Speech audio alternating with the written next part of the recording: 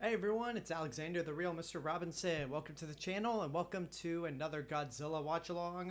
And today it is Godzilla vs. Mothra from 1992, which for some reason, I don't know why, it's referred to on all the home media in the US as Godzilla and Mothra, the Battle for Earth, because the first time I saw that title, I thought it was very misleading that Mothra and Godzilla would be joining forces to fight uh, some being that wants to destroy the Earth. But yeah, so we're gonna get into this right now. I'm gonna apologize in advance at the moment if it looks like I'm sweaty right now. It's because it's hot. It was hot today here, and at the moment the AC is not on, and I'd have to leave the stream, turn it on, and close all the windows everywhere, which I am not doing. So yeah, that we're just gonna let that go. So again, I apologize if it looks like I'm sweating like a pig. Hopefully, as the night goes on, it'll get cooler. Yeah, but yeah, we're gonna start pretty soon. First of all, we just want to welcome all y'all in the chat, all the regulars: Justin Toner, GZilla100, Razorbike, Rflow. Welcome everyone, and welcome to all the lurkers who are watching but are not actually partaking in the comments, which I encourage you to. And then hello to everyone who's watching this later when this is not live. Hope y'all are doing well. DeQuant Tate has entered the chat. Welcome. So yeah, Razorbike says, "Hey Alexander, I want to say something really quick. Just spelled out in the chat, and just gonna start this movie up really soon. So I had to just kind of preview the Blu-ray before I got started, and it looks like the TriStar logo doesn't pop up. It just goes straight into the Toho logo, which is fine. And for those of you who are watching this on in post, if you don't own the movie on DVD or Blu-ray, I believe, like the rest of the movies in the Heisei series from this point on,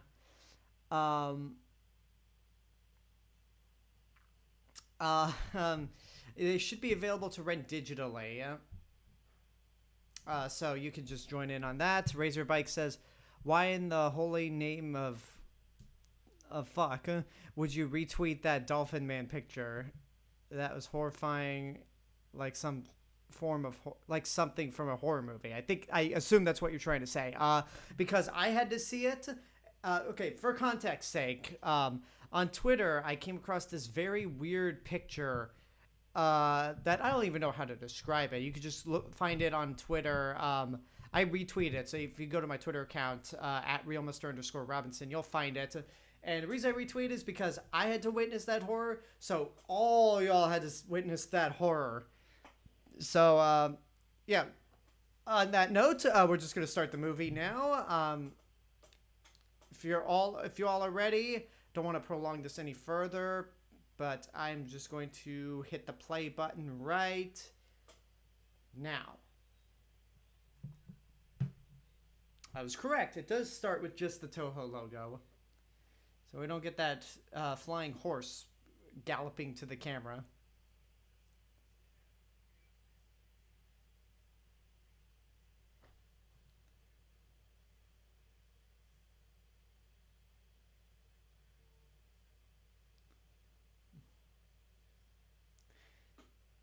Yes, that meteor looks entirely convincing.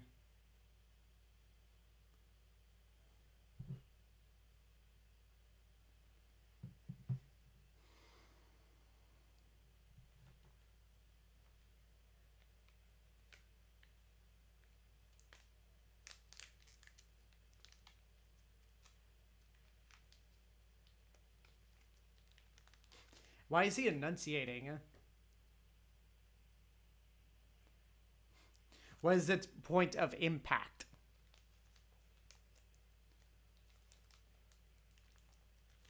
Okay.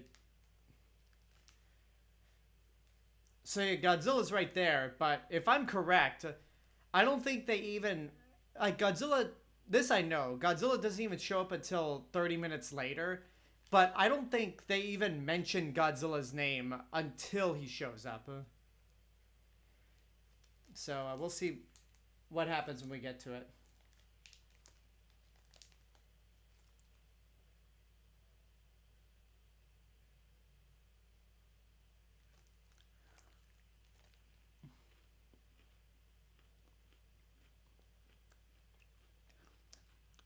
Okay, I thought I saw a fish fly up.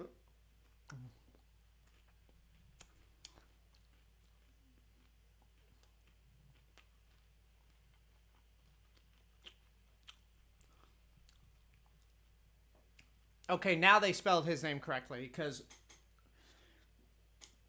in the credits for the international credits of Godzilla vs. King Ghidorah, they misspelled Koichi Kawakita's name wrong.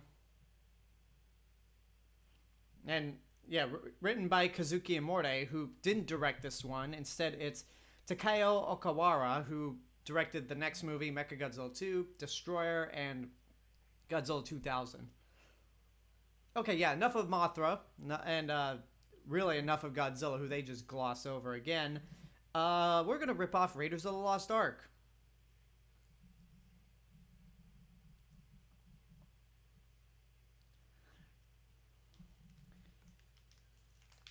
Because again, this is Kazuki Imamura writing the screenplay, and every Godzilla movie that he's involved with has to have some sort of section where it rips off a American film. And look, they are not even they're not subtle about the fact that this is Raiders of the Lost Ark.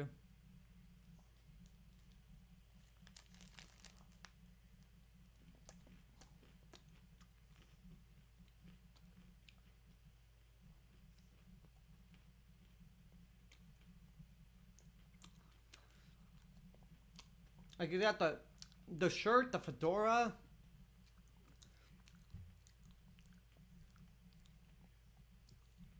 Like, I mean, at least when at least when they made the Brendan Fraser Mummy movies, which were essentially Indiana Jones knockoffs, they didn't have Brendan Fraser dressed like Indiana Jones.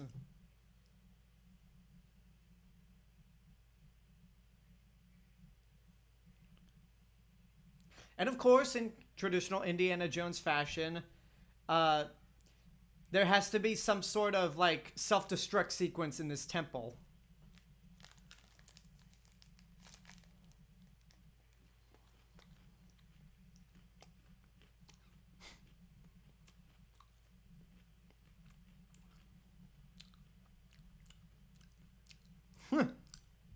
Our Flo says, surprised he didn't pull out a whip.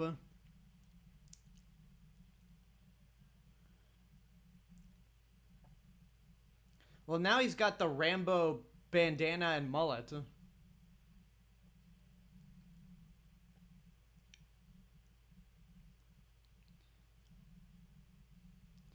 Well, the fedora's gone, so he went from ripping off Indiana Jones look to Rambo's now. Steven Spielberg, eat your heart out.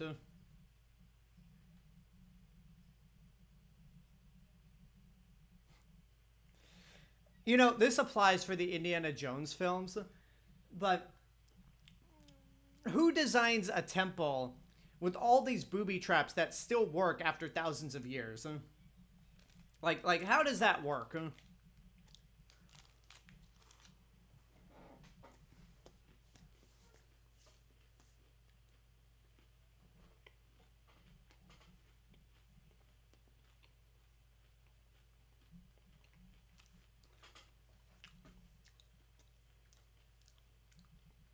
And again, in Indiana Jones fashion, he has to be captured as soon as he gets out of the temple. Except not by his rival, but by the fact that he's a thief.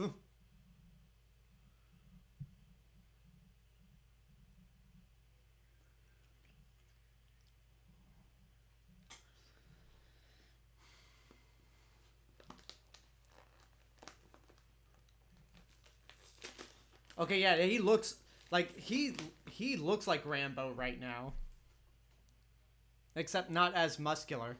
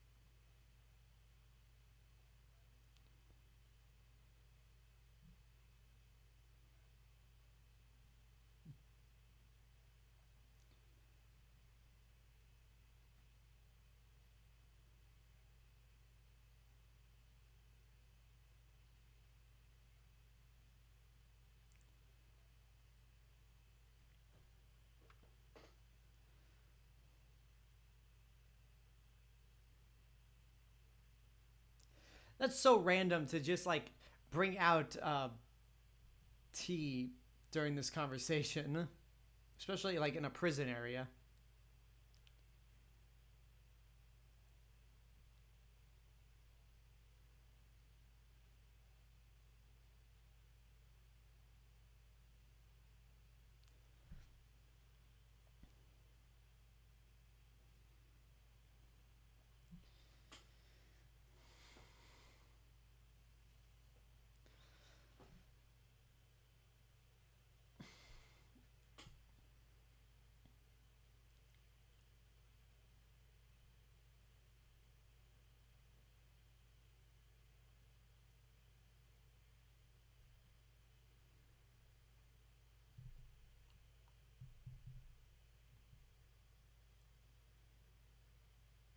Wait, you mean it's not a major offense in other countries? Because that's what it sounds like.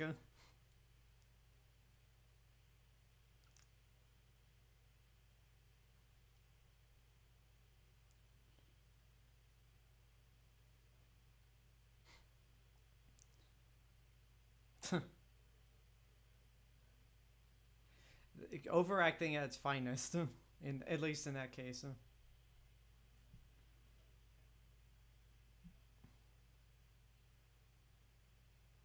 Okay,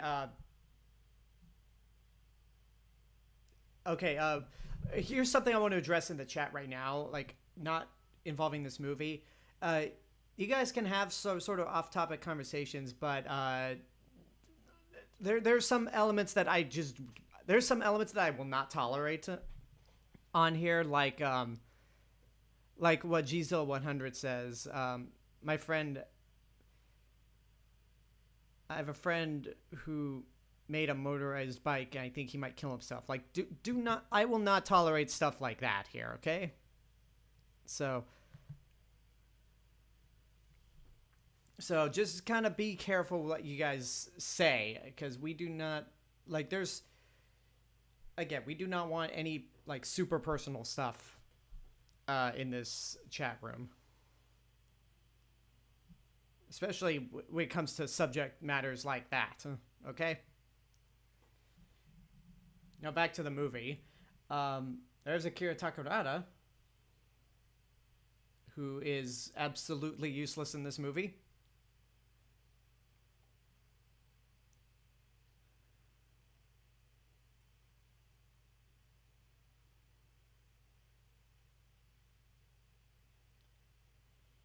And then Mickey, who is just as useless. Okay, so yeah, they do mention Godzilla like 10 minutes in, but even then,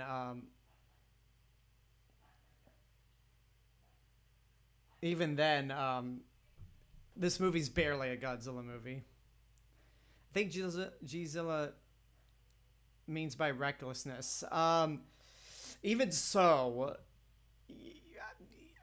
just be be careful how you guys phrase things when it comes to off-topic chat stuff. Yeah, it's okay. It's sweaty here. Right Guy 2015, welcome.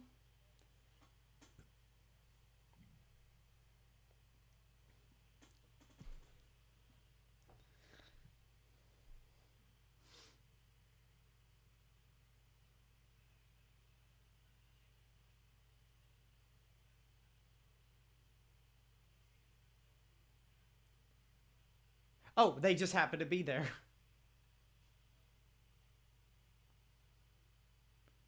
I do like how Infant Island is canon in every interpretation that Mothra appears in a, well, okay, maybe not every interpretation, but in every series of Godzilla movies, Infant Island is at least a part of it.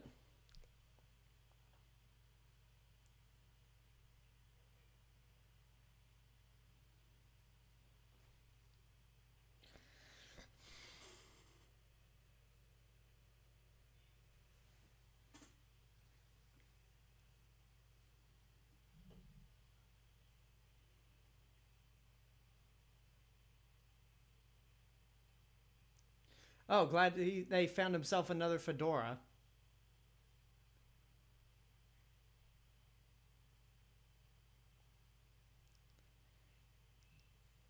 Man, they are not.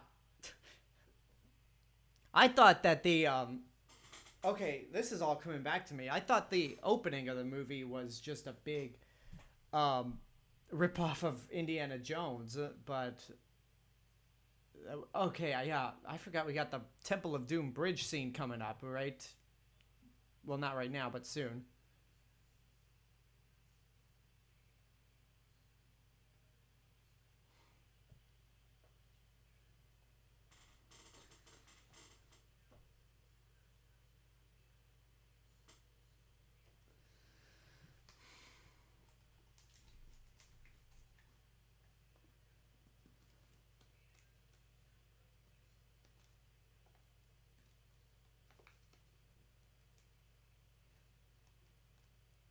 Okay, we're just gonna not. We're not going to acknowledge that with an answer.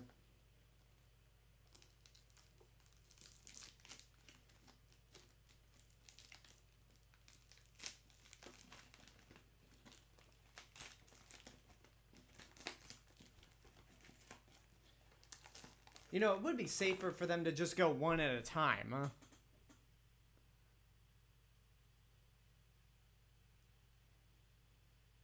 Yes, that is correct, Gzilla 100. The the one of the characters in who's kind of funding this thing is the dad from Godzilla 2000.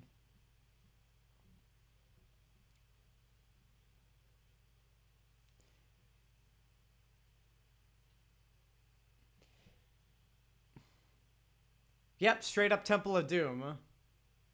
Lost another fedora.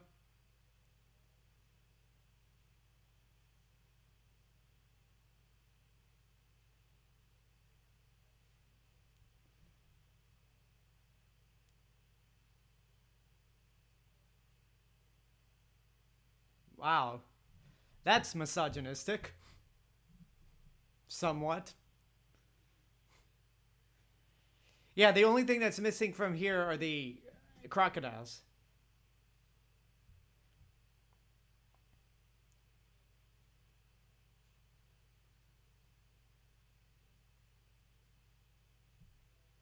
Well, at least the water's nice and clear. But that was such a douche thing to do.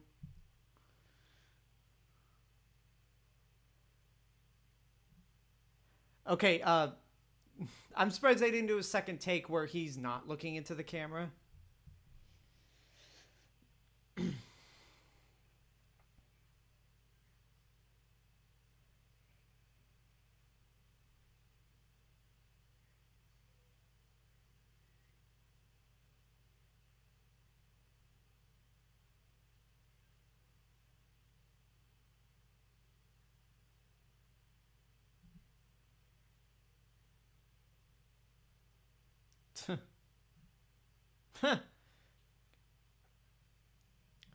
Oh, they dried up pretty quickly. Well, it's not like in Jaws the Revenge where Michael Caine, in the same shot, climbs over the boat and he's completely dry.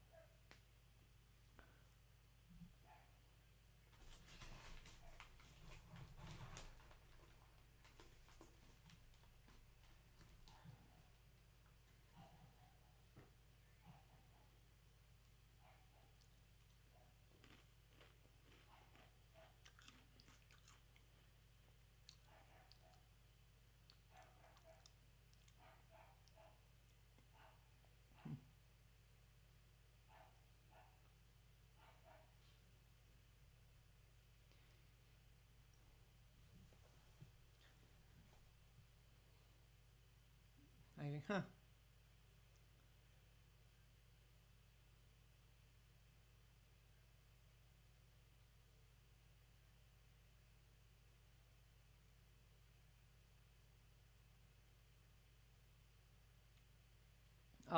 Yeah, this. I gotta be honest right now. A lot of people here are saying, um, like these. You like these characters. I mean, they're all right. I think the best one, honestly, is the ex-wife, because it's clear with this the main protagonist. They try again going back to the Indiana Jones thing. They deliberately tried to make him an Indiana Jones type character, but he just does not have Harrison Ford's charm, or even Brendan Fraser's.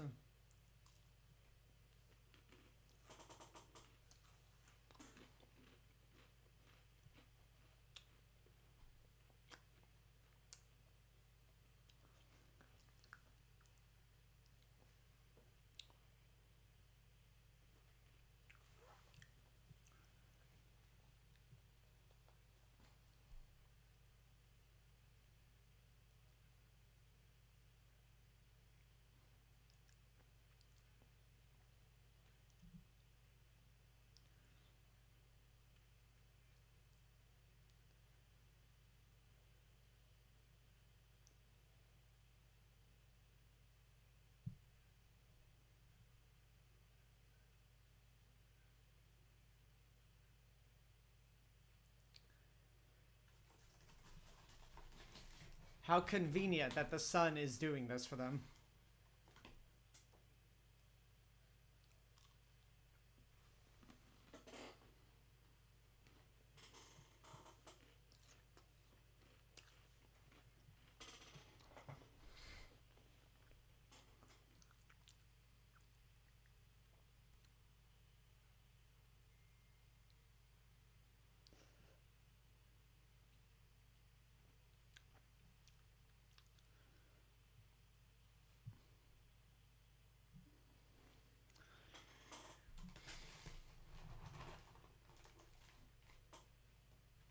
You know, I'm just waiting for a point where they rip off Last Crusade. Like, there's gotta be a.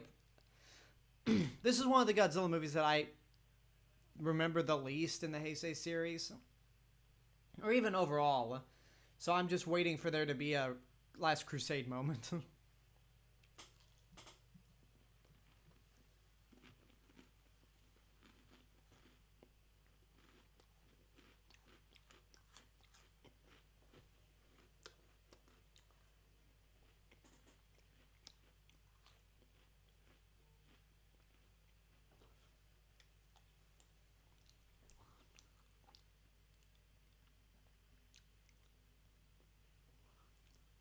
You know, all the monsters.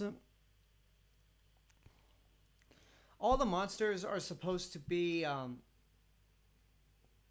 like bigger, with the exception of Rodan. All the monsters in the Heisei series are supposed to be bigger counterparts to their Showa era counterparts, I guess. Um, but the egg, the Mothra egg, does not look like it's bigger.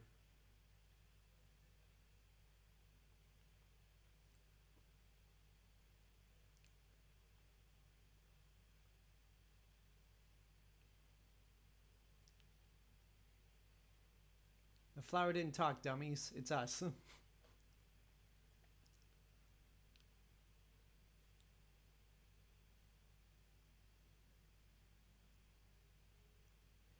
They do not seem phased at all that there are two tiny women that just popped out from behind a flower.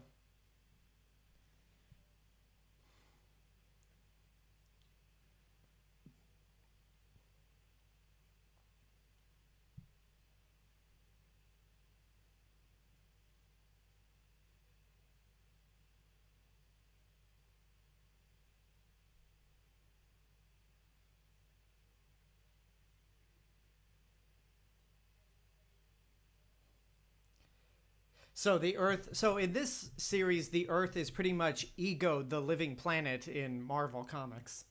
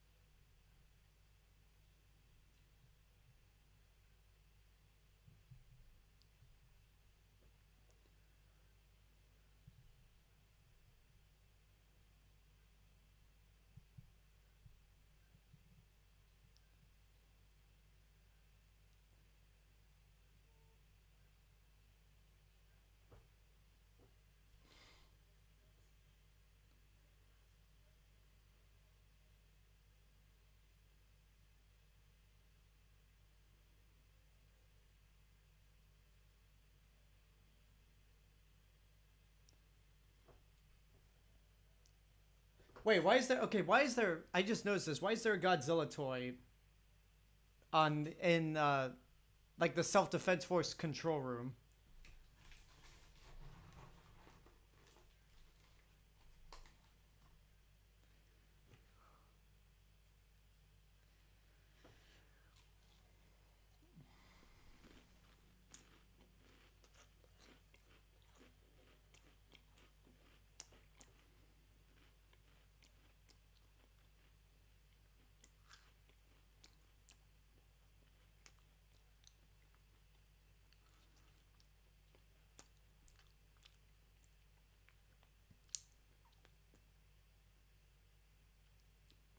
It's always a golf course.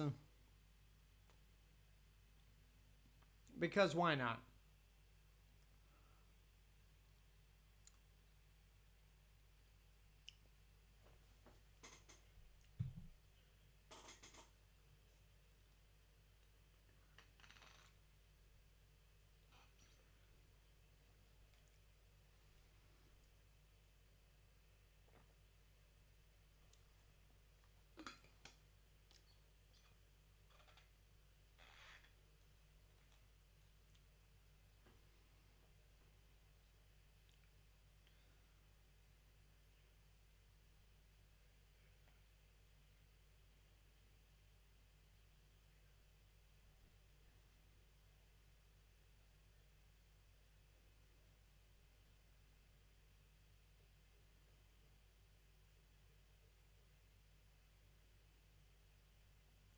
Yeah, this movie like it's probably the most lazy of the Heisei Godzilla movies, and I honestly hate that the Mothra movies. Like, I hate that I don't love Mothra versus Godzilla as much as I do, as much as everyone else does. Oh, this movie, it's like it's just like a soft remake of the original Mothra with Battra put in there, and then Godzilla being an afterthought.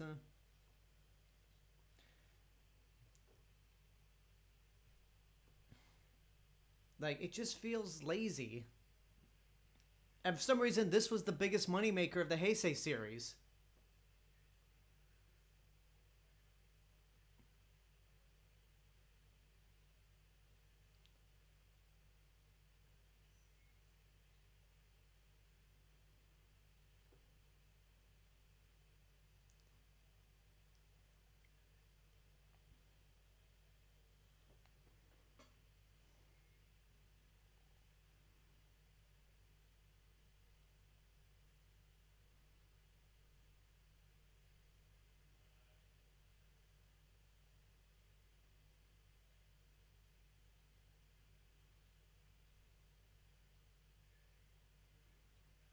Okay, that's clearly a model.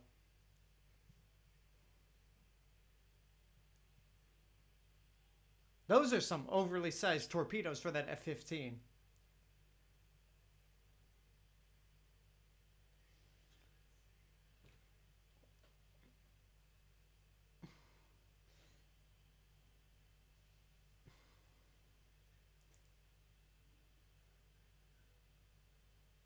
And then with Battra, like, Battra's a cool looking monster, but I hate that they just, his cry is just Rodan's cry at a lower pitch.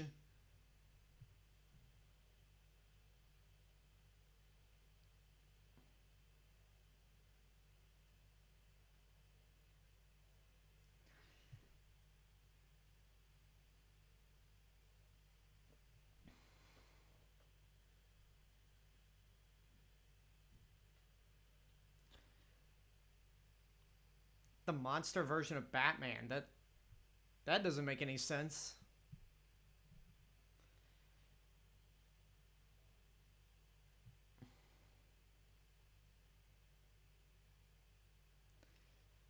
Bad memories with this movie, and just that it's not, you don't like it,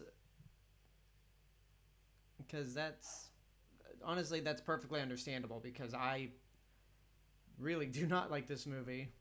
It's not terrible, but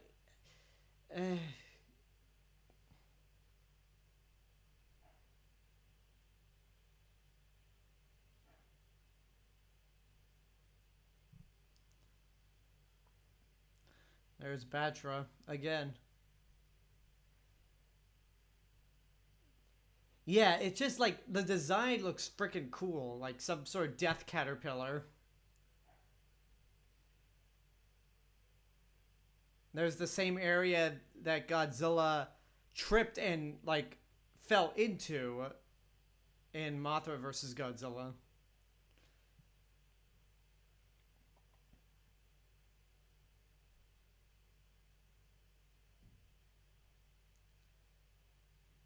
Dead.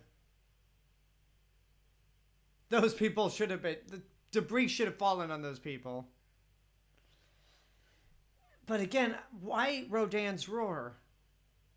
Like, it's just like between, why did they use Rodan's roar, just reuse it for both for not only Battra but King Ghidorah and Godzillasaurus? They really couldn't make up an original roar for these monsters. I don't need, with the last movie, I didn't even understand the reasoning to change Ghidorah's roar.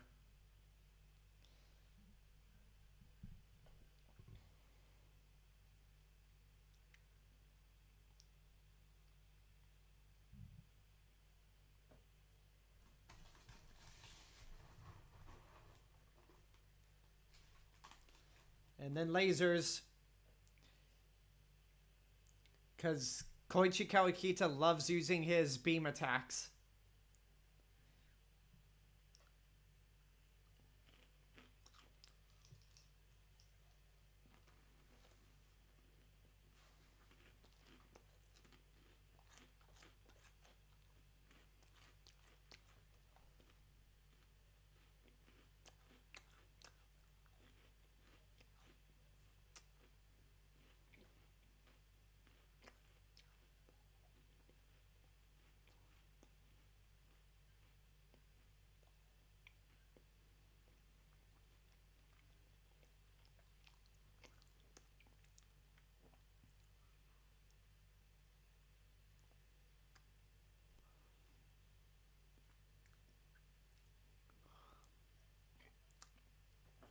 I know they probably didn't want to damage the suit, but I would love to see like Battra actually ramming his horn into the models, like actually physically destroying them rather than just using his lightning attacks.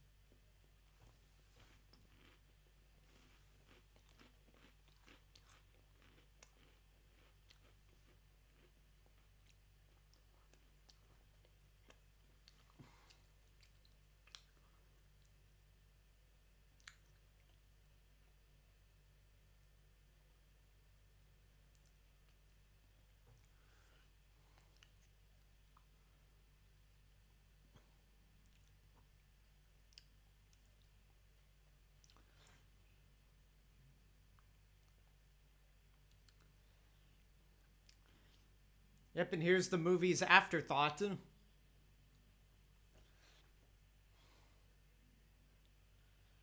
Like this, it really Godzilla's purpose in this movie really is like he's at the wrong place at the wrong time.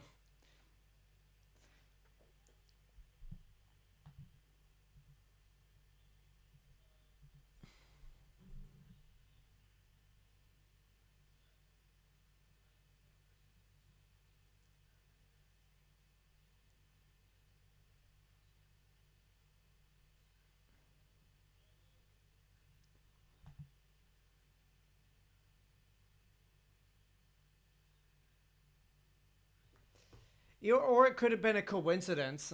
Again, like I hate that it's like some sort of prophecy that this meteor just signaled a bunch of bad things to happen. I gotta look. Like this movie had to have been a Mothra movie that they just stuck Godzilla in because it would be more profitable.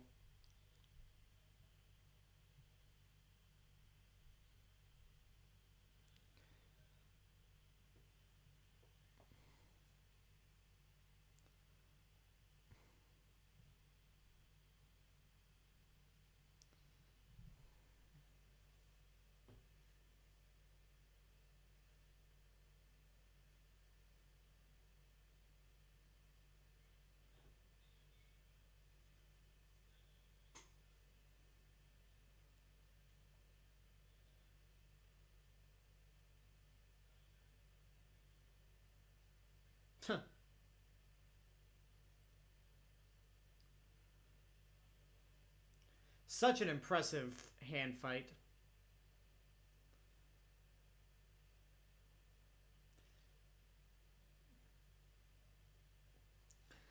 This is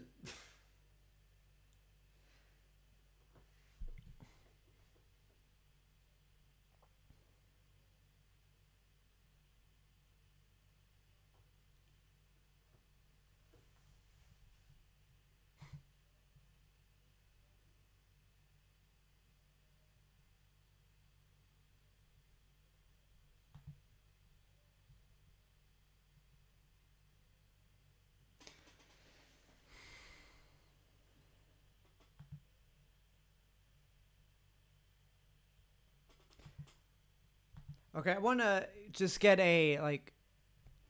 I want to get a poll from you guys. Am I slowing down, or are there frames cutting on your end of the stream as we get into this monster fight?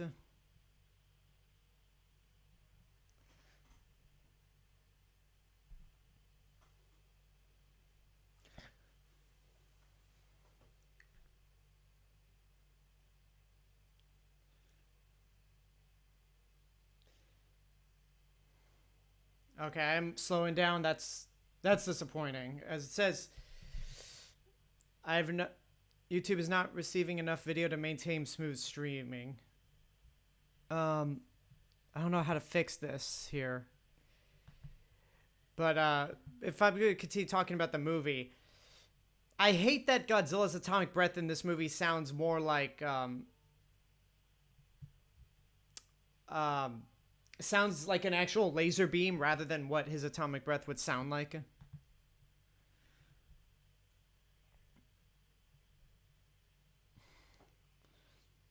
And yeah, this is what, like,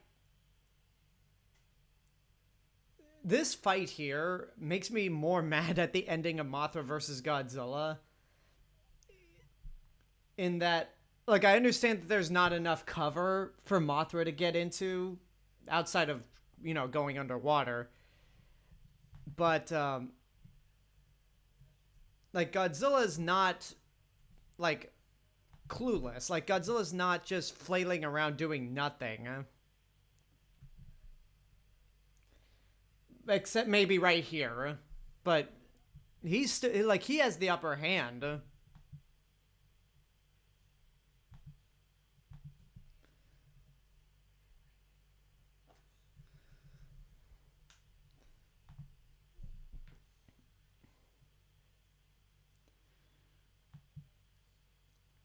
And for being a newly born caterpillar, Mothra should be getting, like, should have be on the losing end. There's a moment where you could see the strings.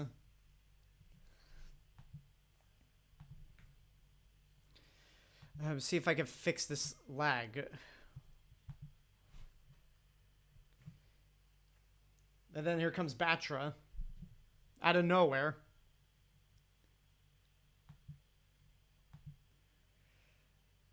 Yeah, I could see that I'm lagging as well. But I don't know how to fix this.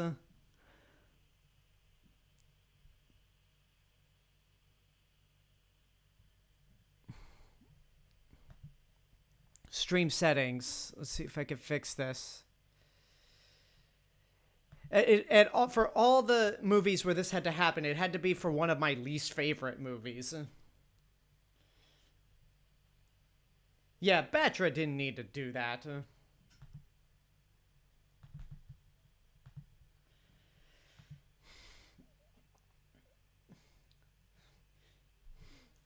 Yeah, like, now, like Battra came out of nowhere and just attacked Godzilla, who, again, wrong place, wrong time, so of course Godzilla's gonna be pissy about this.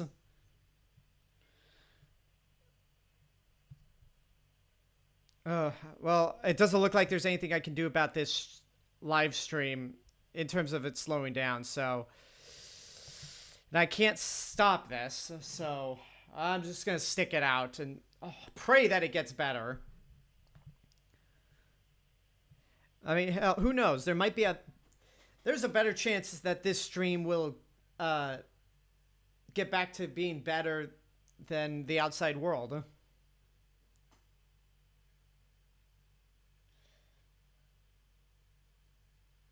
There's really not much of a difference between all the Godzilla suits used in this series, but this fight between Godzilla and Battra underwater, they used the suit from the last movie. But again, like, there are minor differences between all the suits to where casual fans won't even notice.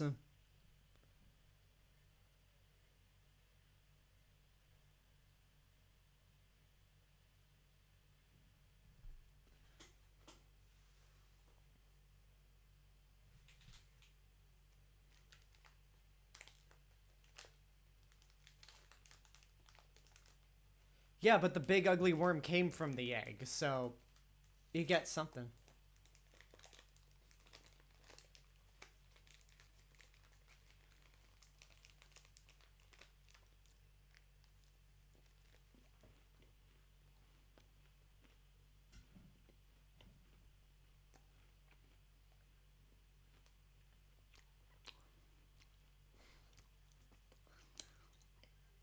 Yeah, there are too many bubbles.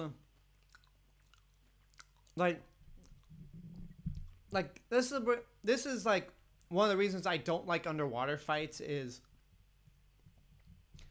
like, I've feel like I've said this before, but I don't have a problem with monster fight scenes in the rain or during heavy weather storms, but underwater is the one where I had draw the line with.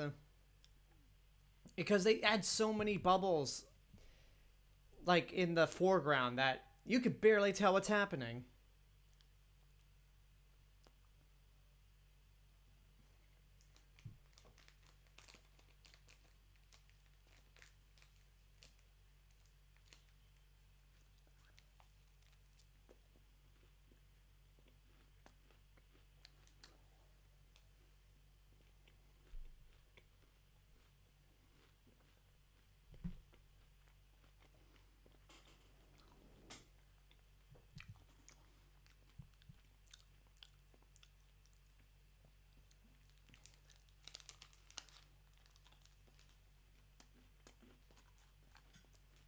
Like, what are we seeing right now?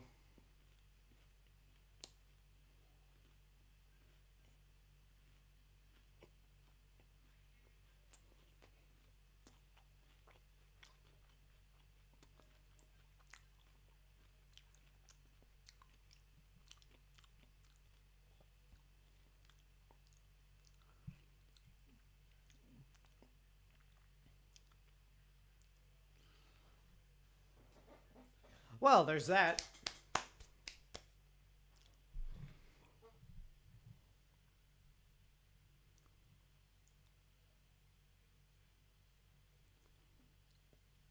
Come on, if he lived in, like, we all know, if he lived in the Return of Godzilla for 5 years in a volcano, then surely he can survive an underwater volcano.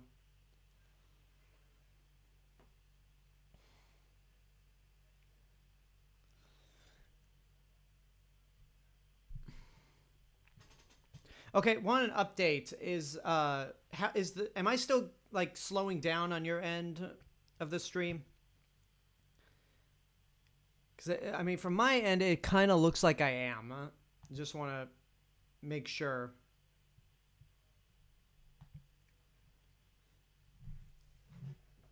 I am 44 minutes into the movie. Godzilla and Battra just got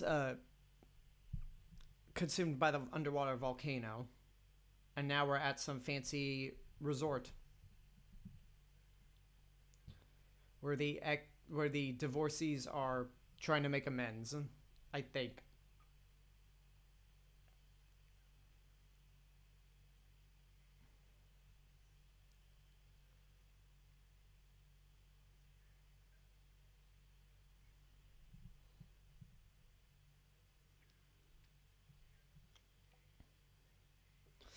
Okay, it now says I have excellent connection. It's I'm looking at my stream health. Stream is healthy. So I think things might be getting better. If the audio lags, then I don't think there's much I could do.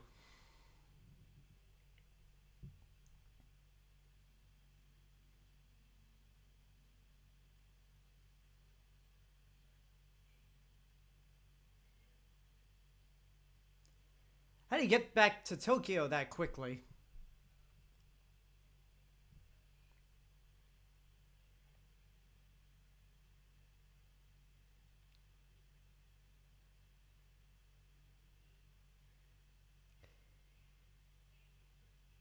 Yeah, he clearly is guilty.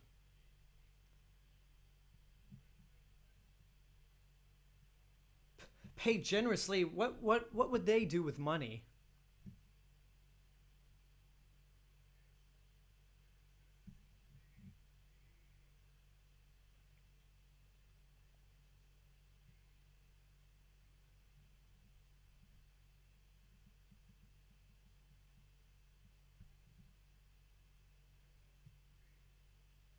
Well, you got to give him credit over the. You got you got to give the Mr. Taco knockoff credit over Nelson from the original Mothra, um, where he at least tries to give them a home and have them live in luxury as opposed to putting them in a birdcage.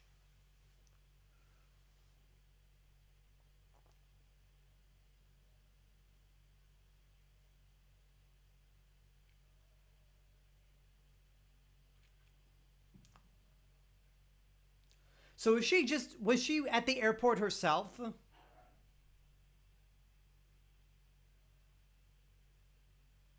Oh no.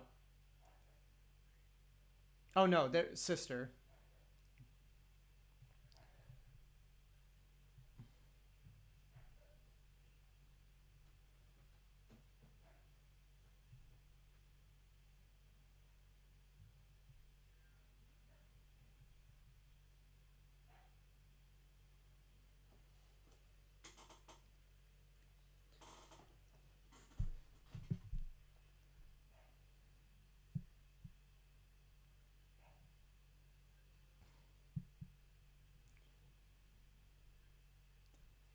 Yeah, he just pulled a Batman himself and disappeared.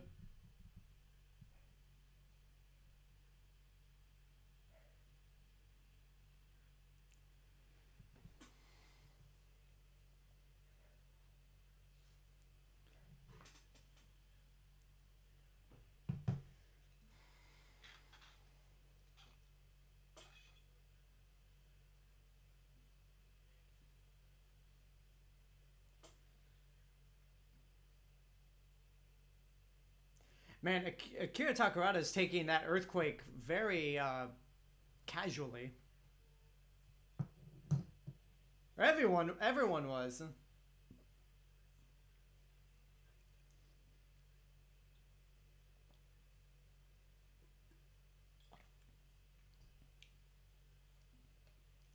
You know, it would have been cool if the art department actually, if they had a scene where the Cosmos were interacting with all the little doll sets. That way, the art department could just make like sets or props that look like a dollhouse.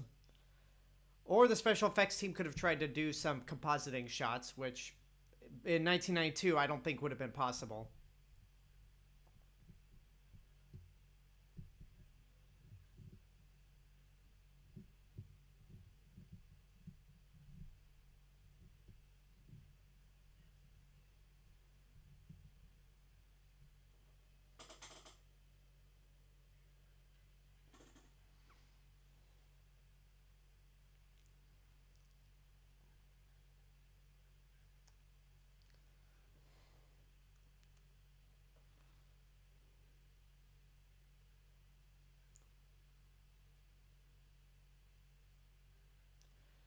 Yeah, now we're just into the section of the movie where it's just a remake of the original Mothra.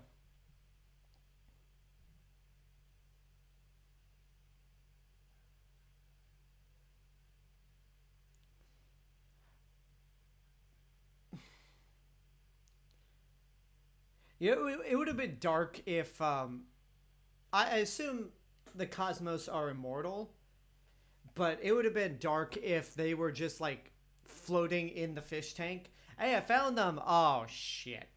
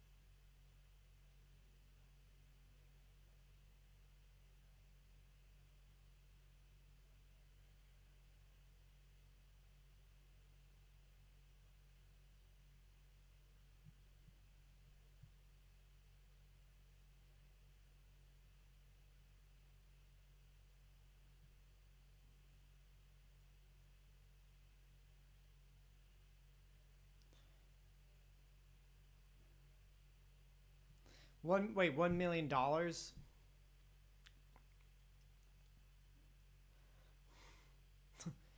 Justin Toner, stupid humans. Mothra is on your side. Yeah, but you irritate Mothra.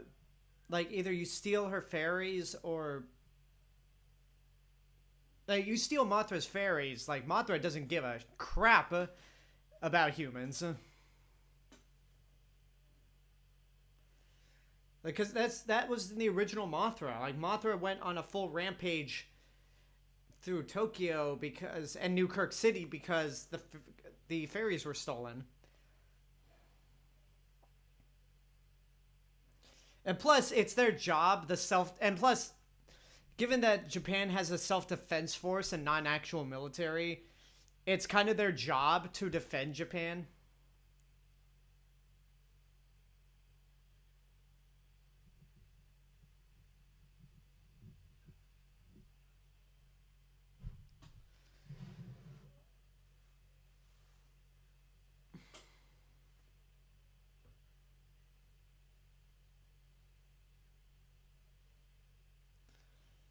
And yeah, they even have to rip off the big firewall from the original Mothra.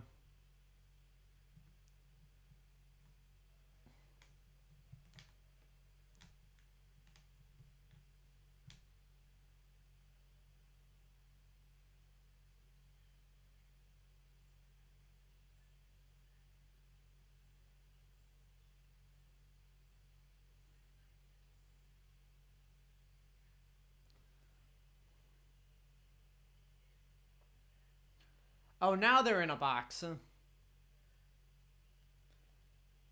In a dog carrier, of all things.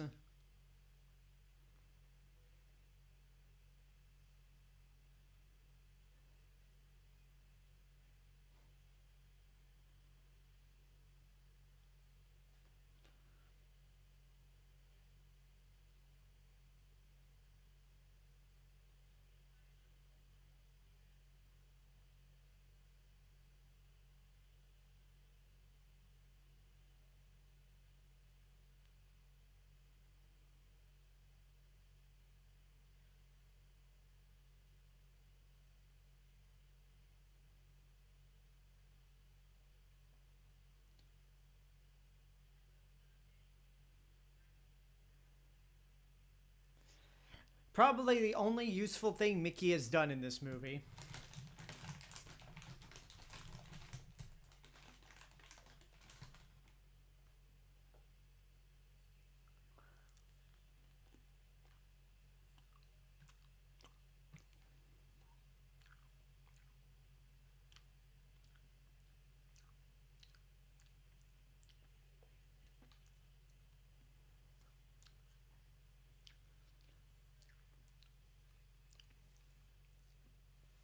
Yeah, that's the thing. Gzilla 100 pointed this out. Space Godzilla is the movie that gets the most crap in this second series, but Space Godzilla is at the very least original, and it brought new concepts to the Godzilla series. I mean, like, look, the last movie brought back King Ghidorah, but at the very least, it was a completely different story. And even the next movie that we'll do Tuesday, Godzilla vs. Mechagodzilla 2, that movie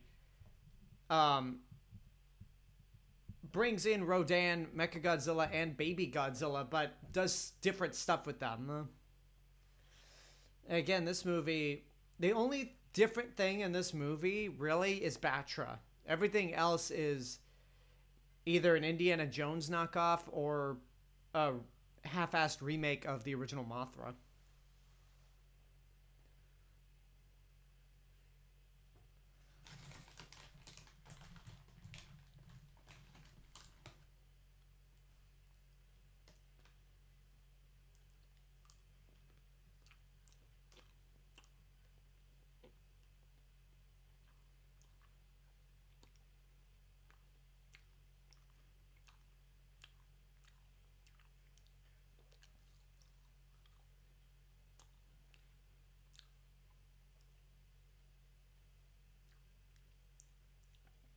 Again, there's that weird Godzilla toy in their control room.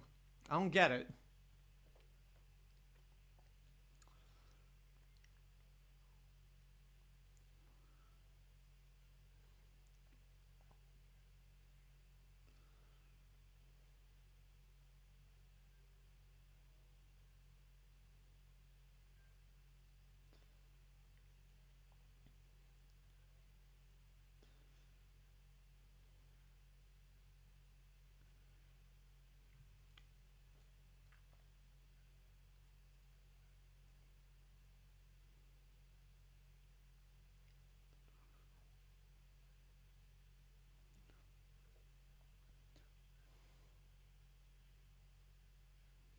Yeah, this does not look very eventful in terms of a rampage.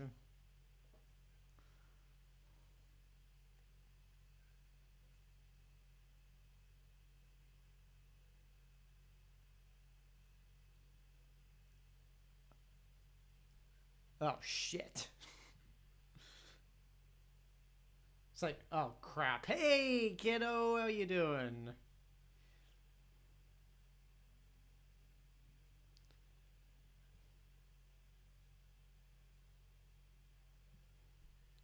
Which part? Running away from the airport or kidnapping the fairies for myself?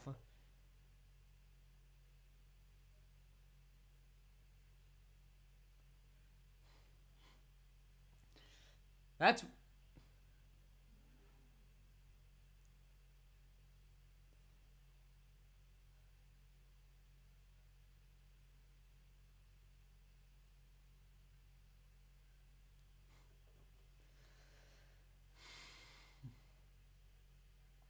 huh. Yeah, kids are smarter than you give them credit for.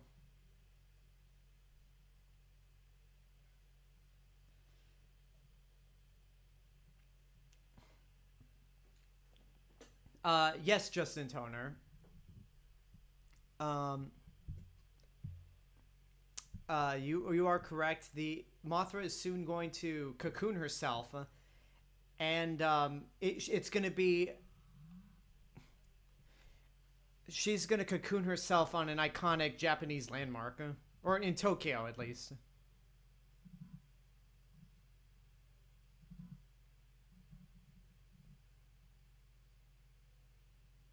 Okay, those windows look more like the windows of a prison than a hotel.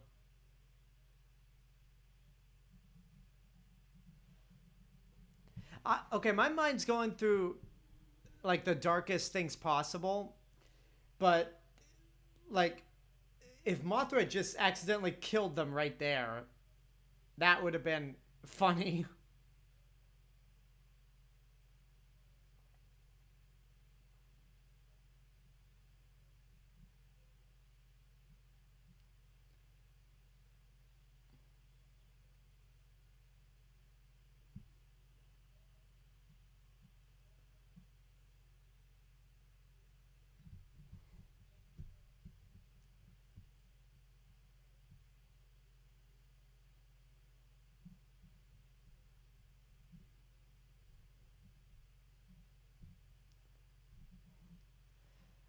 Anyway, yeah, the Rebirth of Mothra trilogy. It's I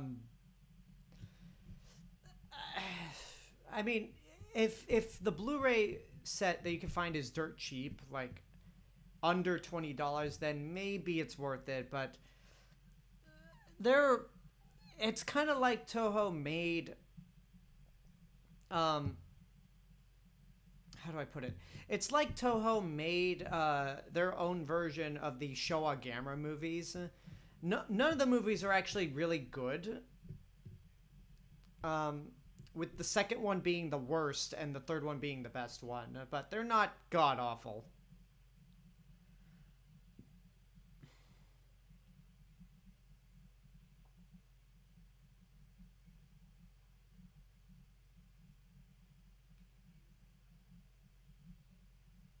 Thank you, Mr. Mothra.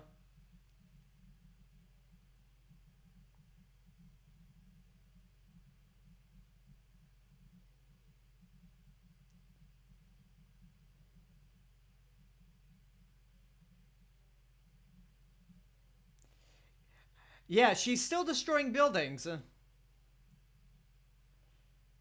So she's got to stop.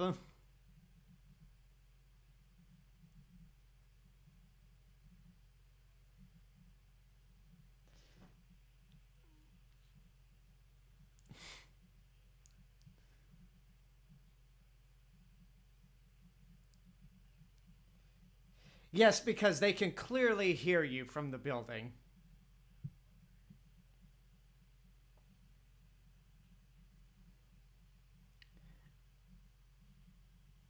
I'm gonna check where we are. We are an hour into the movie. Okay, that's actually good because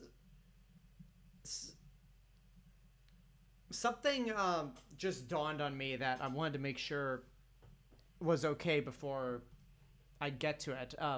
All the Godzilla movies I've been doing are like an hour and a half at least. Like none of the Godzilla movies I've done so far go over 2 hours. I've said this a couple times before, but I'll be doing the Marvel Cinematic Universe as soon as I'm done with the Godzilla series, which should probably be, if everything goes according to plan, should be the middle of September. Um, but so given that there are a handful of Marvel movies that are over 2.5 hours and Endgame is 3 hours, I just want to make sure that my computer doesn't die as I'm doing these, because my computer battery is not really the best in the world and kind of drains when I record or do these live streams. But even that we're an hour into the movie and my battery's at 92%, I think we'll be good for the MCU.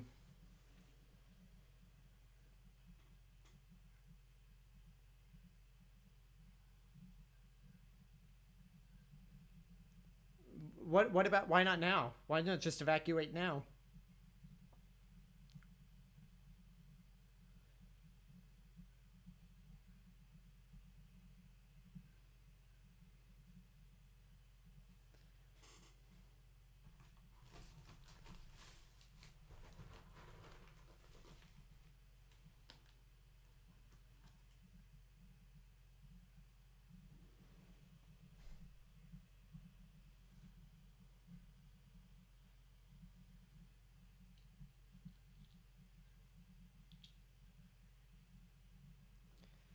The score really is good. I mean, that's a no dub considering it's Ifukube,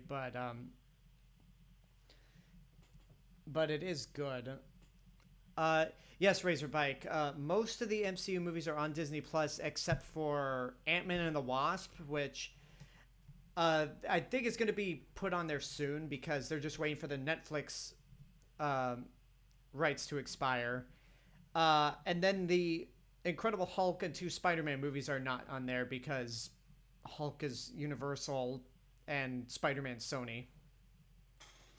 But yeah, you can get most of the MCU, about 90% of it, on Disney Plus.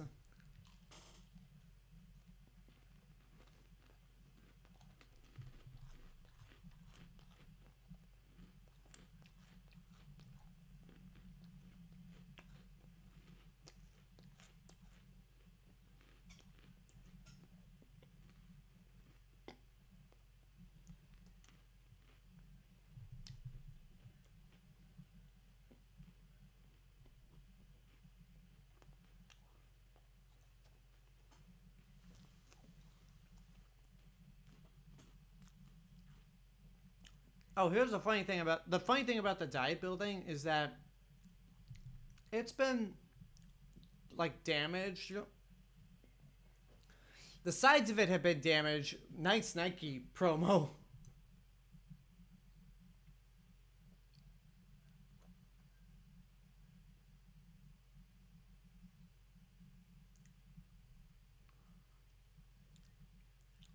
Anyway,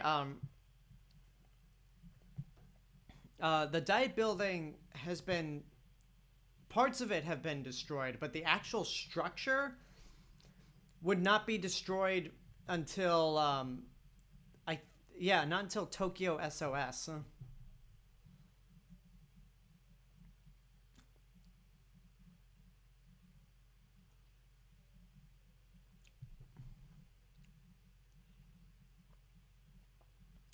So everything around Mount Fuji is exploding except the actual peak.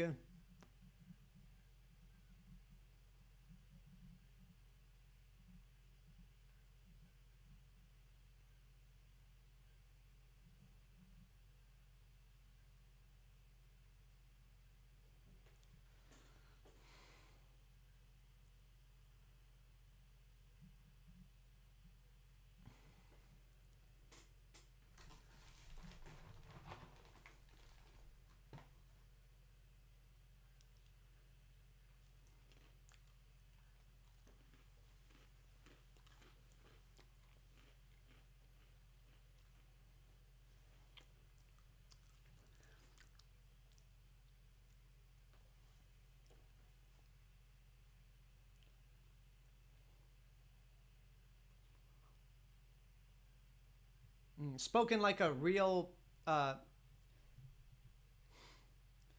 spoken like Trump right there.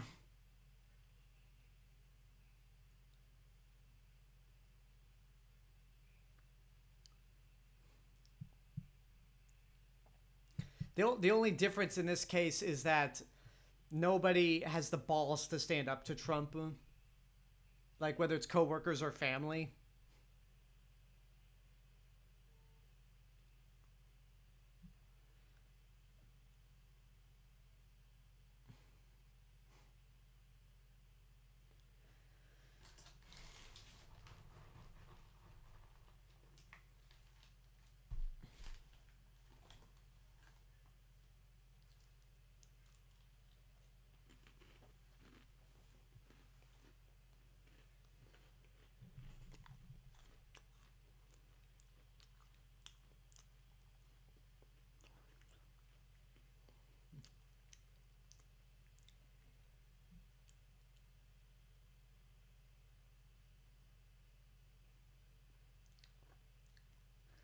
How long were they just waiting there? Like, probably 2 hours, right?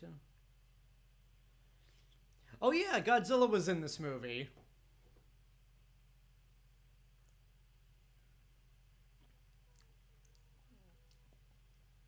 And of course, there has to be lightning surrounding his appearance.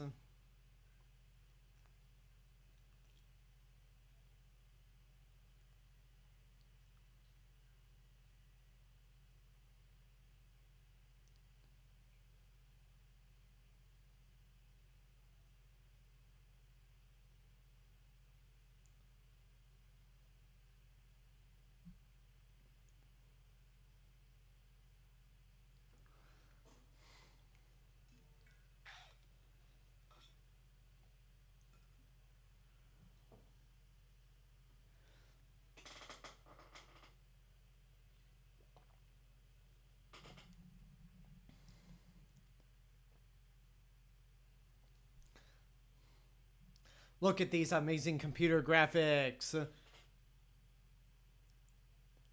Look at these amazing 1992 graphics, but that's not really important to anything that's going on right now.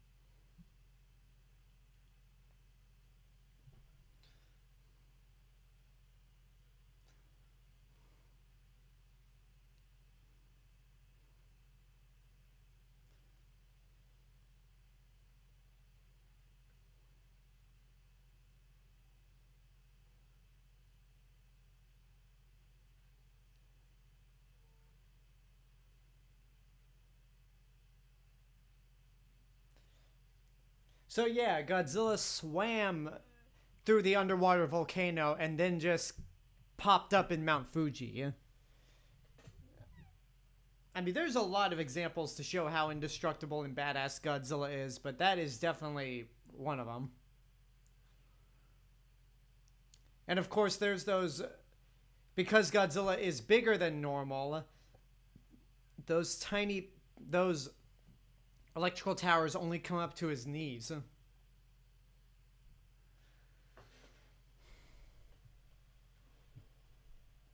Okay, you don't have to yell. I know. I'm psychic.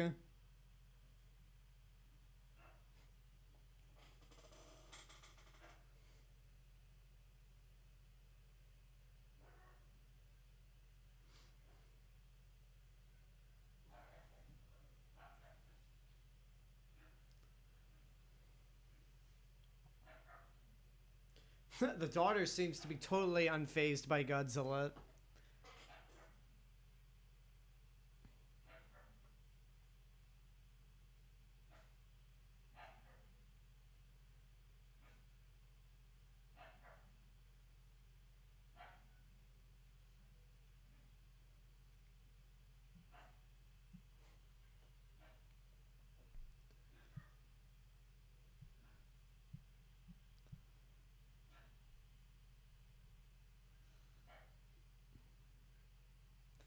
And here comes one of the more popular designs from Mothra.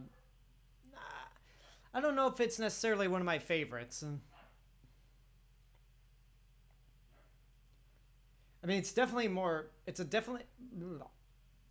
definitely a more colorful redesign for Mothra compared to the old Showa era ones. But it's too fluffy.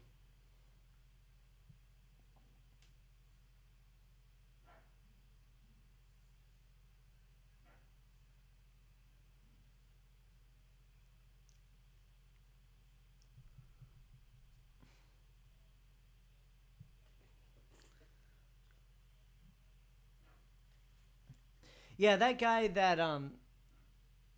that yelled to Mickey over the phone that Godzilla's back. Uh, he wasn't as over the top or crazy in Godzilla vs. King Ghidorah as he was in this movie.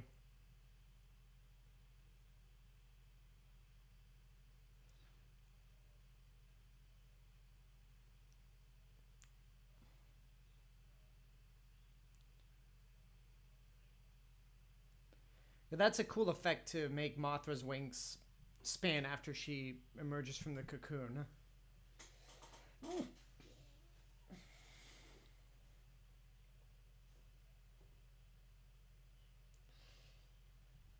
You know, my favorite Mothra design is GMK is a good one, but my favorite is probably the Tokyo SOS and Final Wars one.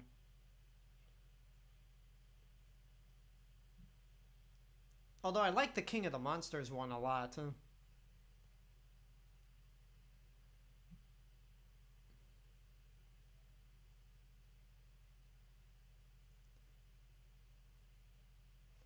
Yeah, it's just a little. This Mothra is just a little too fluffy.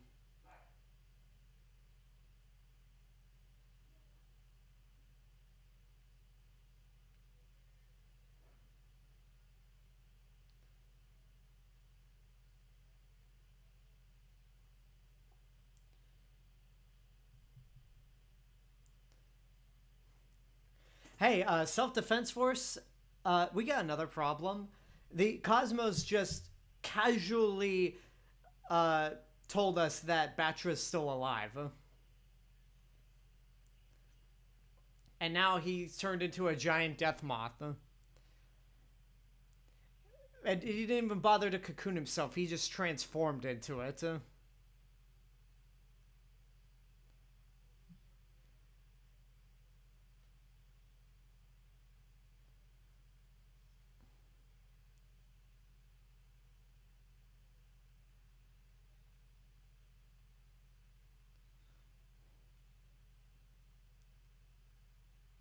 This might actually be my favorite scene in the movie coming up. It's a standard Godzilla versus the military sequence, but honestly, it's probably the most entertaining action scene in this movie for me. And you have that War of the Gargantua's Maser Tank March, which this theme wasn't heard in a Godzilla movie until now.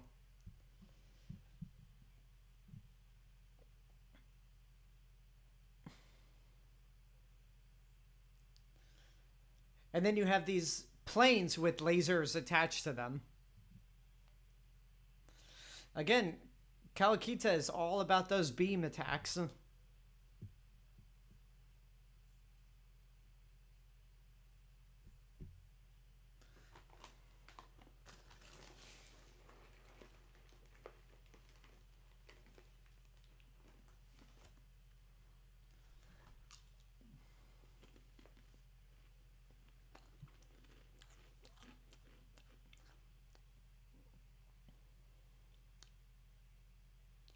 Oh, and also those planes sound like TIE fighters.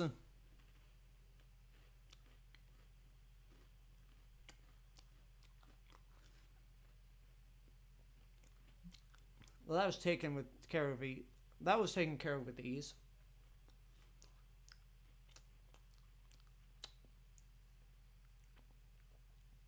I like how everyone was looking up in the air before they heard Mothra.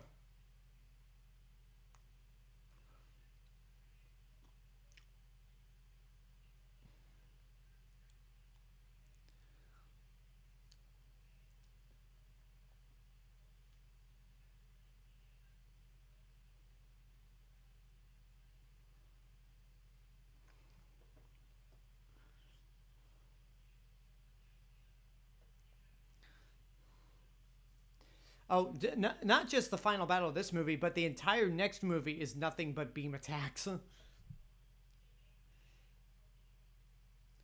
Okay, those two kids up at the front looked way too happy to be running from monsters.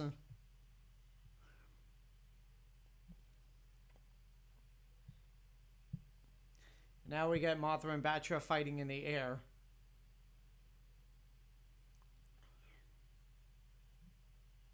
Which honestly, like, is not very exciting because it's just two props fighting each other or chasing each other through obvious compositing shots.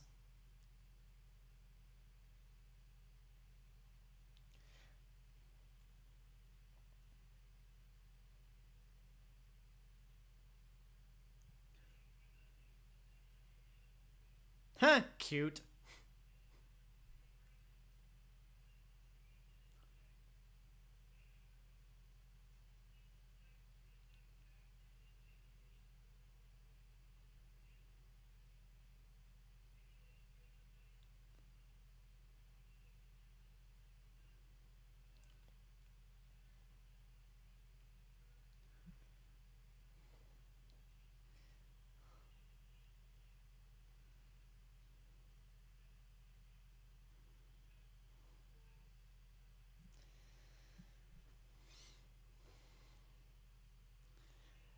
Yeah, didn't you guys get the message that you're being instructed to evacuate?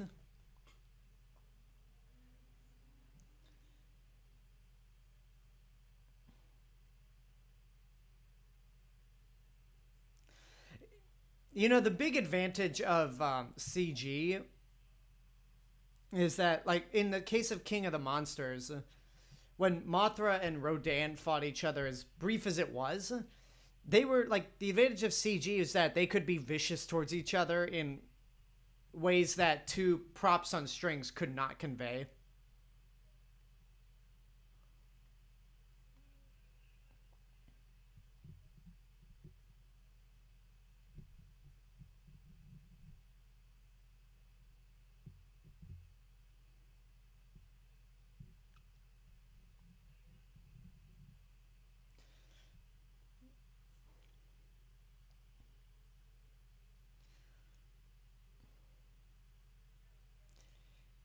Yeah, Mothra's grounded now.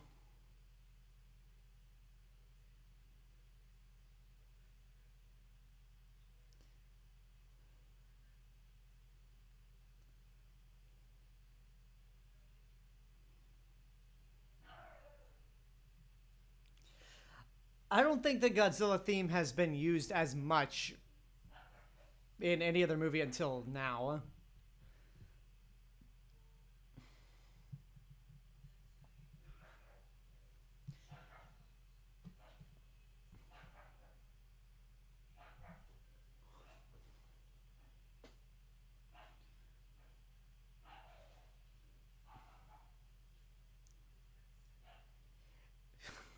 Yeah, usually the people that are smiling are kids.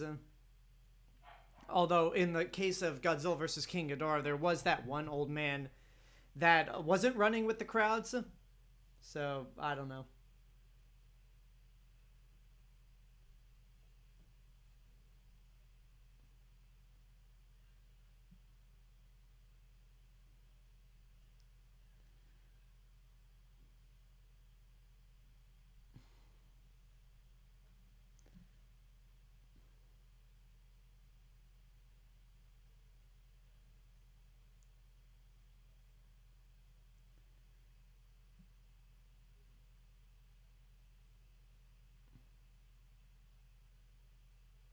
So many lasers.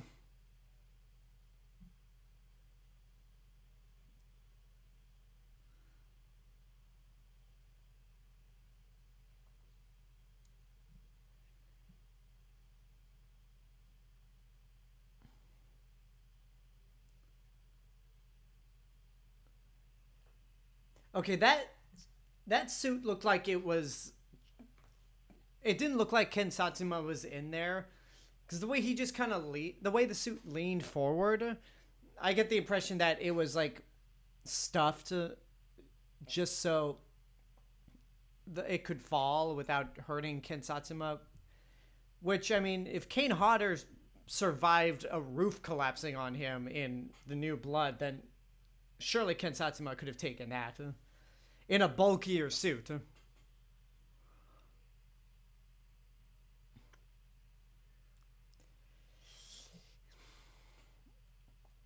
Here's okay. This is the one. I don't like to use the word hate when it comes to Godzilla, but there's one thing in this movie that I absolutely hate. It's that Godzilla's battling Battra and it's close to like really killing Battra.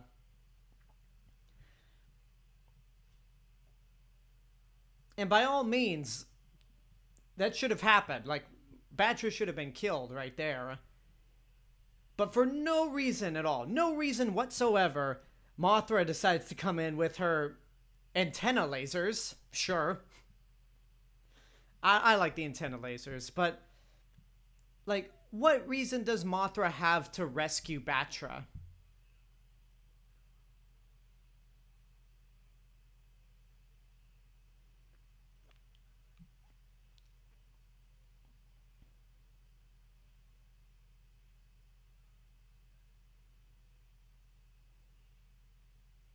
Like, why?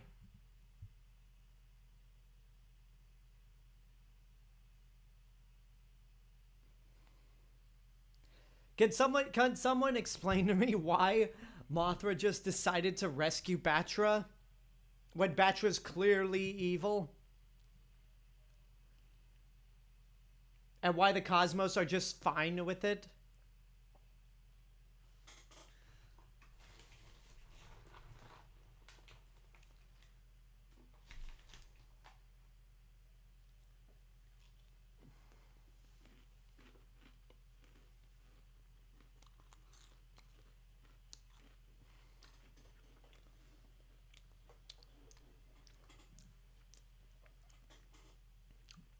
Mothra and Batra are like yin and yang. With no yin, there can be no yang, and vice versa.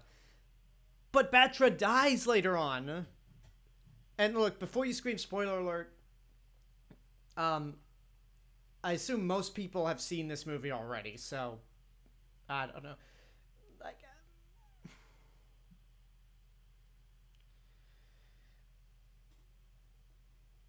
I don't, it just makes no sense to me.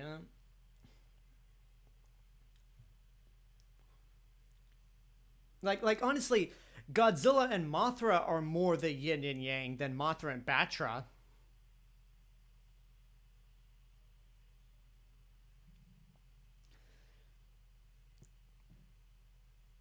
Oh, there's some strings you can see on the Mothra prop there. Yeah, it doesn't look like that shot right there. It didn't look like Godzilla was fighting Mothra as much as he was petting her.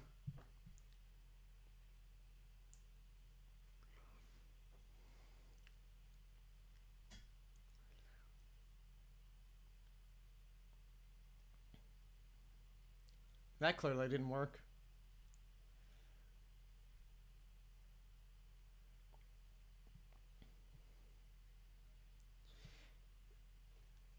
Yeah, that doesn't work considering.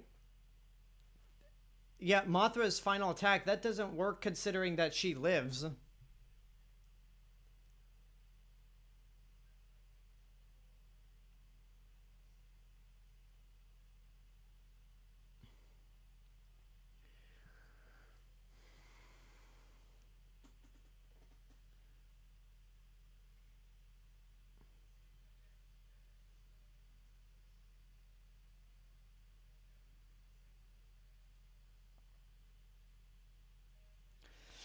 I just think they did a terrible job at um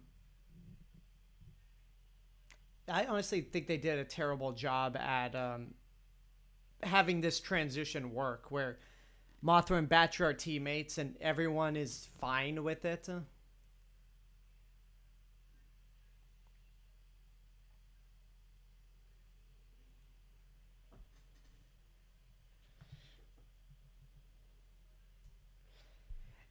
And also like nobody told Ifukube that Battra was supposed to be a hero at this point in the movie, because Battra's theme is still sinister.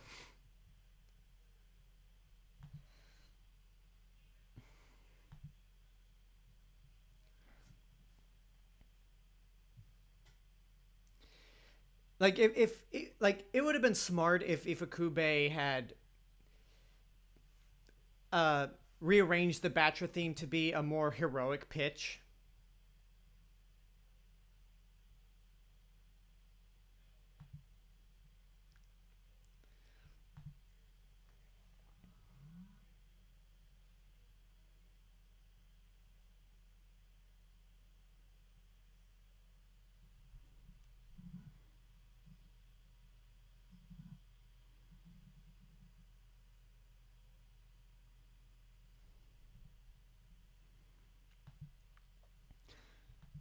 I mean, you look at that thing.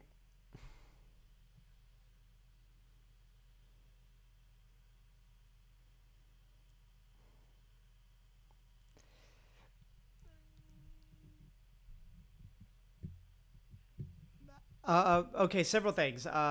Yeah, I don't know. Maybe it's just I don't like this movie that much to where I have trouble buying into a lot of this stuff, or at least a lot of the plot elements. And our flow, it's saying it's the Batman versus Superman of Godzilla. Uh, do not put that evil onto this series.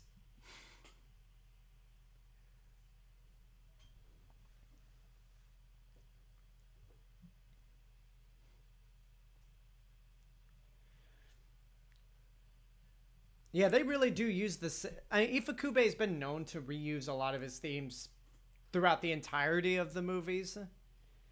But again, with Battra's theme, he could have done a different transition, like rendition of the theme.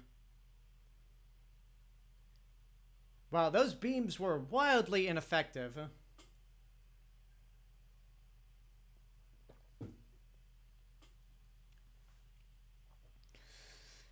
Yeah, I guess it just like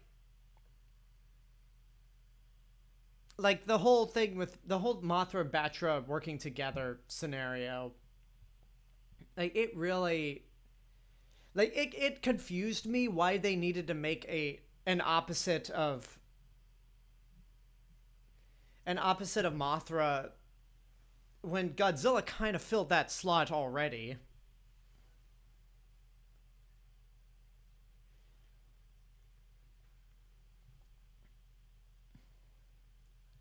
And again, Godzilla was just kind of the lesser, not no, not lesser of two evils. Godzilla really just was in the wrong place at the wrong time with this movie.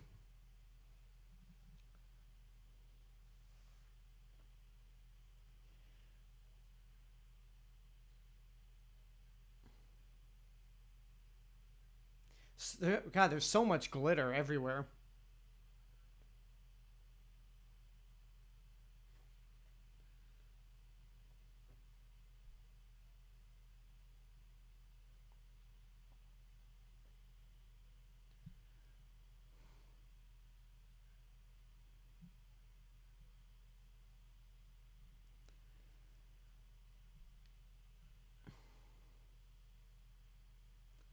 Okay, you got so many of you guys telling me how full of shit I am. No, no kidding. I'm kidding. But just trying to enlighten me more on this aspect of Mothra and Battra teaming up. I still think it's just kind of rushed.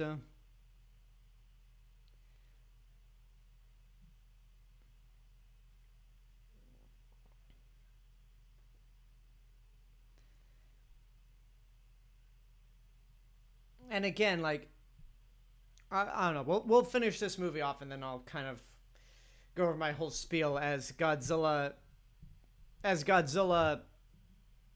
or as Battra bleeds mustard onto Godzilla.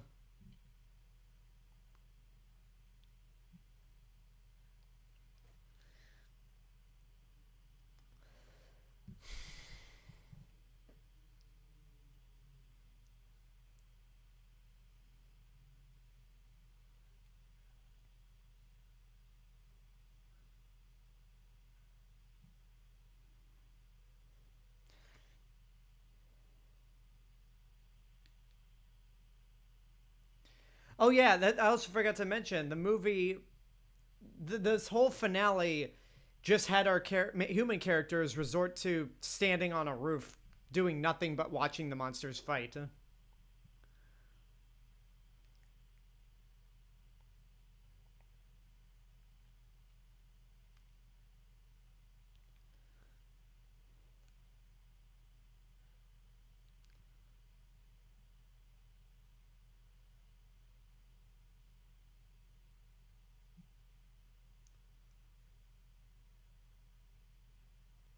Wow, Godzilla is so motionless right there.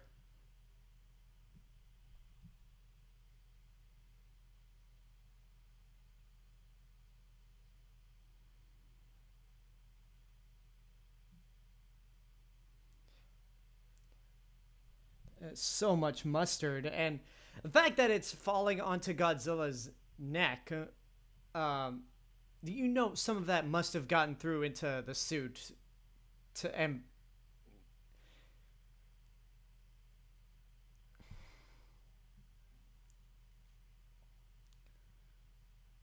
And goodbye, Battra, who would never be seen in a movie from this point on.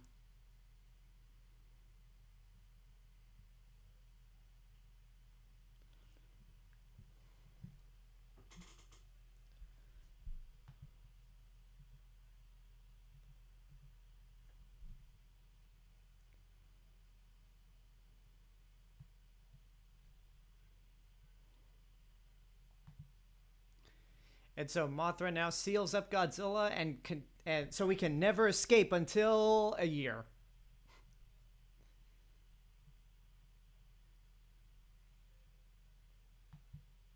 And there are a lot of organs used in this movie, or at least during this portion.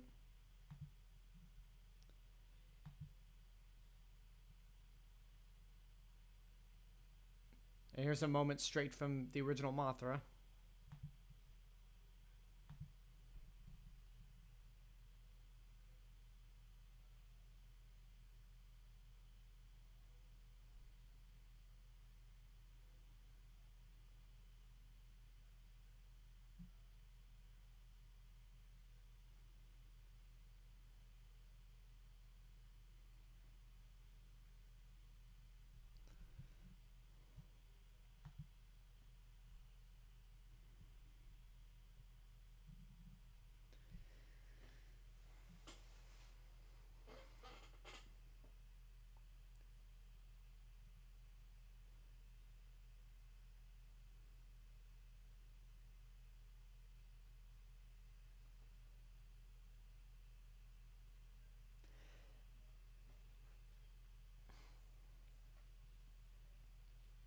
All right, so this is pretty much the end of the movie, so I can go into why I just don't buy into this whole um why the whole concept of Batra being Earth's protector just doesn't, how poorly it's handled in this movie. Cuz it's like the prologue said that Batra went for weight the pro like the fairies explained that Batra went way too far and ended up causing more destruction than actually defending Earth, even if he was able to control that geostorm device that humanity created. And then the first time Batra pops up, um, Batra's destroying cities. Like, he's causing more harm to. Like, he's destructive more than anything. And then to pull this at the end of the movie where they go to pull that line of exposition to say that that Batra's been waiting this entire time to destroy the meteor, like it's lazy. And again, like that whole concept of like then there's the whole like, well, Batra is might be a protector of Earth but not really towards humanity. Okay, but that's Godzilla's role in this movie pretty much. Like, even throughout like some of the past movies when Godzilla was good, he might protect Earth, and some cases might be the lesser of two evils. But if humanity's in his way, like humanity's just like are insects to him, which is why I always felt like Mothra and Godzilla were a better yin and yang.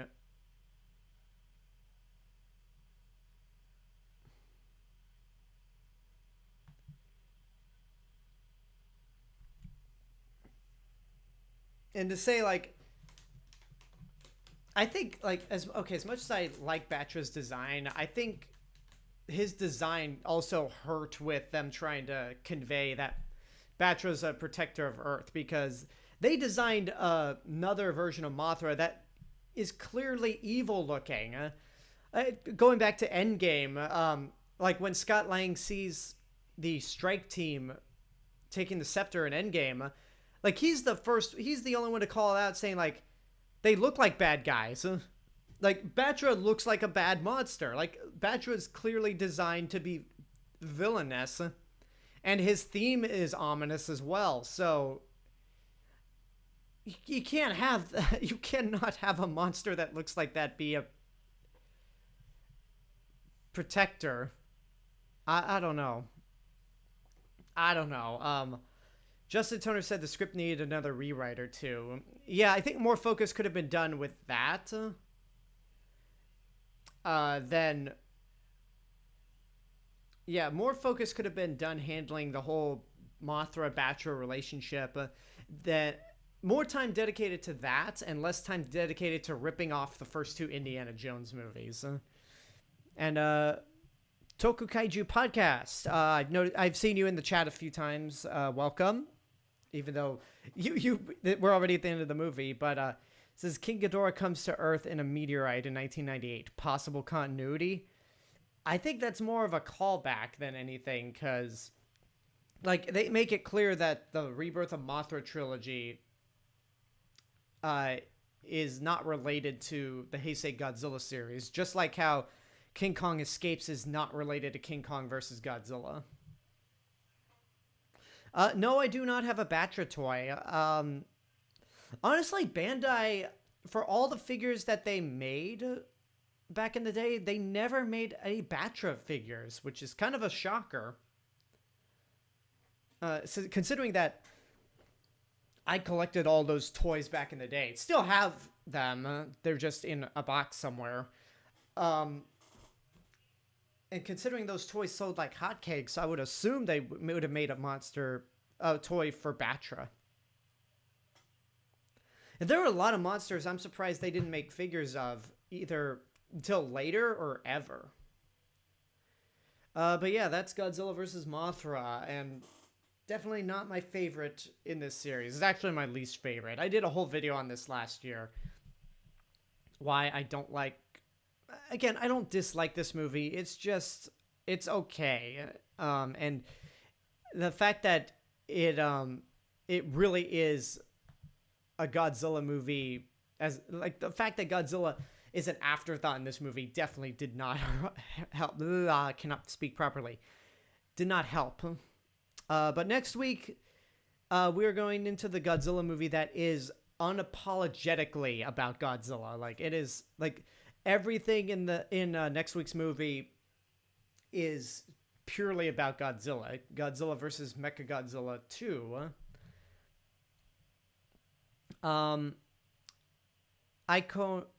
Icona 23. I don't think I've seen you before, but welcome. And yeah, this is the end of the watch along. Do you ever think that Criterion would release a Heisei era box set? No, because Sony, as much as I'm concerned, they still have the home video rights in the United States to the Heisei and Millennium series. All the Heisei movies except Biollante and Return of Godzilla.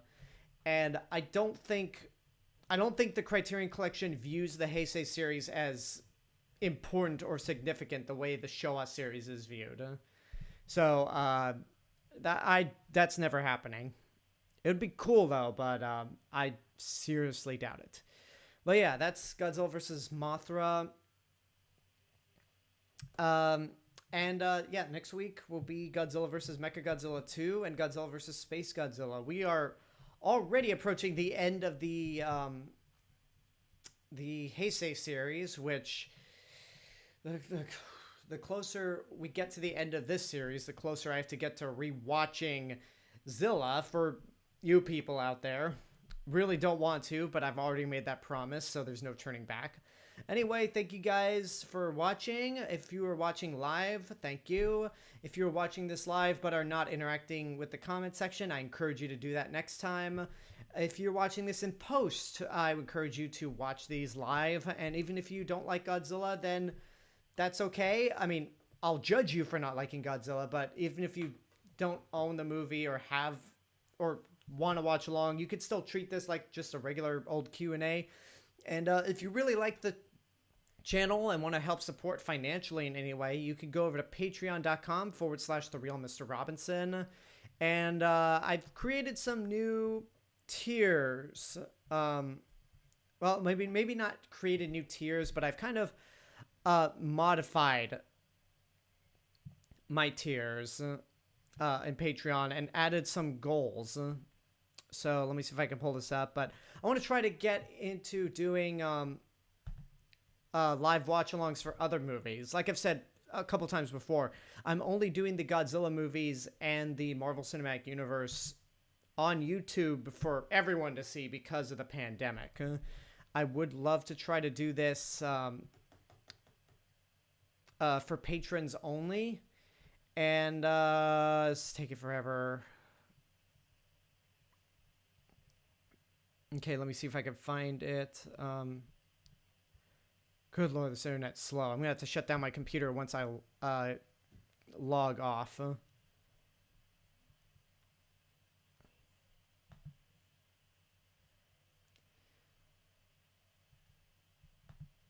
Hold on, folks. I am just give me some time with this. It's good. Come on.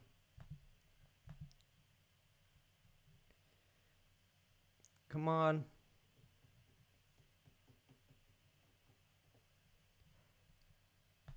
Okay, let me pull it up. The tiers are the same.